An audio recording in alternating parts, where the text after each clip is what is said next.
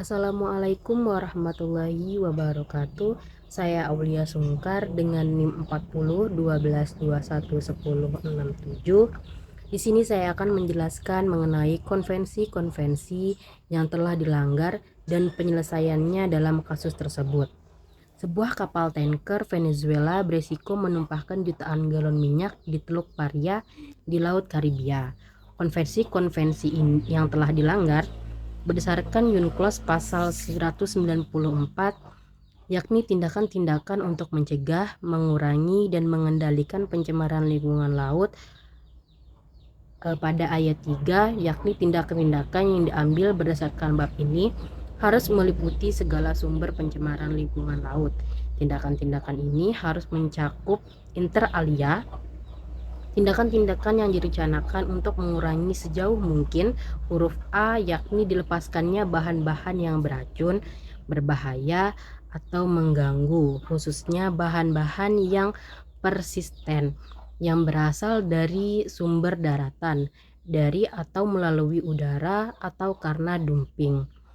Huruf B, yakni pencemaran dari kendaraan air, terutama tindakan-tindakan untuk mencegah kecelakaan dan yang berkenaan dengan keadaan darurat untuk menjamin keselamatan operasi di laut dan untuk mencegah terjadinya pembuangan yang sengaja atau tidak serta mengatur desain, konstruksi, peralatan, operasi, dan tata awak kendaraan air.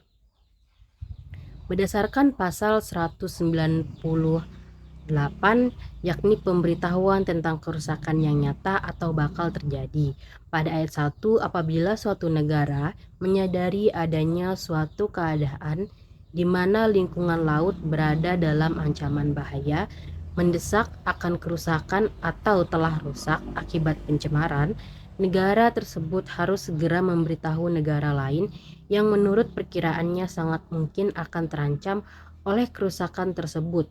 Demikian pula organisasi-organisasi internasional yang Pasal 199 Pola penanggulangan darurat terhadap pencemaran. Ayat 1, dalam hal-hal yang disebut dalam pasal 198, negara-negara daerah yang terkena sesuai dengan kemampuan mereka beserta dengan organisasi-organisasi internasional yang kompeten harus bekerja sama semampu mungkin dalam menghilangkan akibat pencemaran dan mencegah atau mengurangi kerusakan yang timbul. Untuk tujuan itu, negara-negara harus bersama-sama meningkatkan dan mengembangkan pola penanggulangan darurat guna menjawab tantangan pencemaran dalam lingkungan laut. Berdasarkan pasal 208, pencemaran yang berasal dari kegiatan-kegiatan dan laut yang tunduk pada yurisdiksi nasional. Ayat 1, negara-negara pantai harus menetapkan peraturan perundang-undangan untuk mencegah, mengurangi, dan mengendalikan pencemaran lingkungan laut yang timbul dari atau berkaitan dengan kegiatan-kegiatan dasar laut di bawah yurisdiksinya sesuai dengan pasal 60 dan 80. Diatur juga dalam konvensi internasional mengenai kesiapsiagaan, penanggulangan dan kerjasama terkait pencemaran minyak 1990. Pada ayat 7, kerjasama internasional dalam penanggulangan pencemaran. Ayat 1, yakni para pihak setuju bahwa sesuai dengan kemampuan mereka dan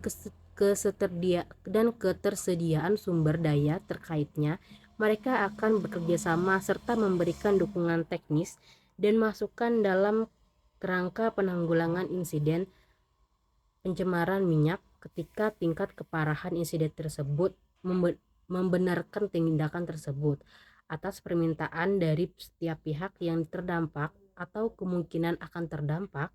Pembiayaan untuk bantuan tersebut harus didasarkan pada ketentuan yang ditetapkan dalam lampiran konvensi ini. Pada ayat 2, suatu pihak yang mengajukan bantuan dapat meminta organisasi untuk membantu mengidentifikasi sumber pembiayaan sebagaimana dimaksud pada ayat 1.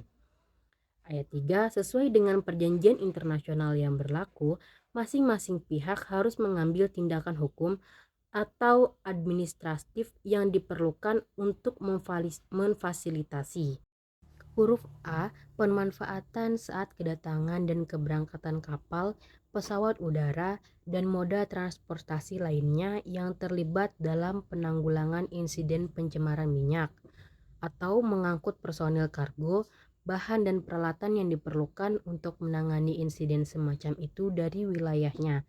Dan huruf B, pergerakan yang cepat dan efisien ke dalam, melalui, dan keluar dari wilayahnya, baik personil, kargo, material, maupun peralatan yang dirujuk dalam sub ayat A. Penyelesaian diatur lebih lanjut baik dalam bagian 9 tanggung jawab dan kewajiban ganti rugi pasal 235 UNCLOS.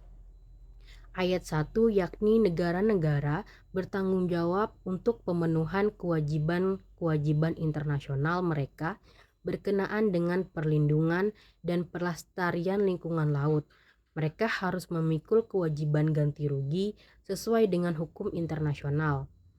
Negara-negara harus menjamin ketersediaannya, upaya menurut sistem perundang-undangannya untuk diperolehnya ganti rugi yang segera dan memadai atau bantuan lainnya bertalian dengan kerusakan yang disebabkan pencemaran lingkungan laut oleh orang perorangan atau oleh badan hukum di bawah yurisdiksi mereka.